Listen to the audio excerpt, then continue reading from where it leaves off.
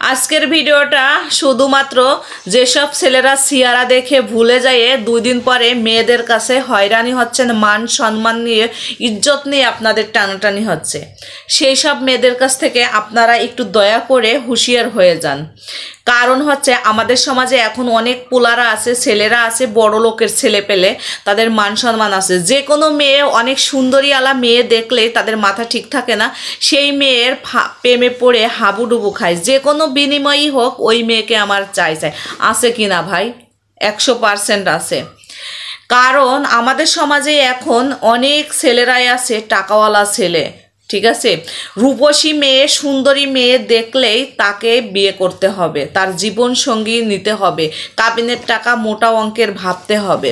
তাদের খোঁজ খবর নিয়ে দেখেন গে, তাদের ঘরে 1-2টা ছেলে মেয়ে আছে, তাদের বাচ্চা কাচ্চাও আছে, তাদের স্বামী সন্তানও আছে।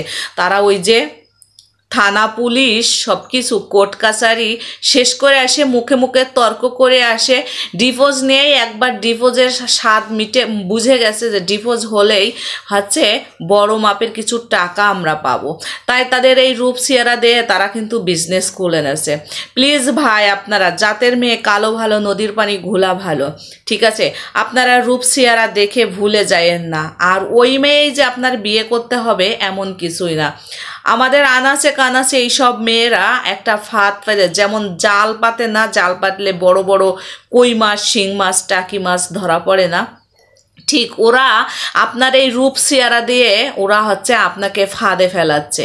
ফাঁদে ফেলায় আপনাকে এমনভাবে ব্ল্যাকমেল করতেছে যে হচ্ছে সে এমন একটা কেস সাজাবে, এমন একটা পরিস্থিতির ভিতর আপনাকে নেবে, আপনার মান সম্মান যাবে, আপনি বাধ্য হয়ে তাকে আপনার মোটা অঙ্কের কিছু দেয়া লাগবে, তা না হলে আপনার লাইফটা সে শেষ করে দেবে।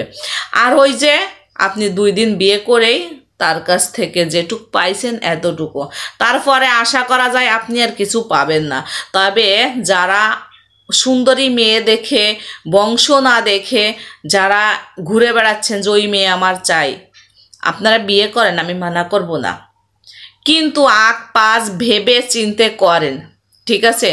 কারণ দেখবেন যে আপনি যদি হুঁশিয়ার হয়ে যান তাহলে আর কেউ করবে না। আর আপনি যদি মনে করেন যে ওই সুন্দরী মেয়ে বিয়ে করছেন, আপনার বন্ধু, আপনার চাচতো ভাই, আপনার ফুফাতো ভাই বলবে আরে না, বিবাহিত মেয়ে একটা বিয়ে, ওই যে আমার চাচতো ভাই ফুফাতো ভাই করছে না, তাহলে আমি করলে সমস্যা কি? ঠিক আছে, তো একজনের জন্য 10 জন শেষ হবে, একজনের জন্য পাও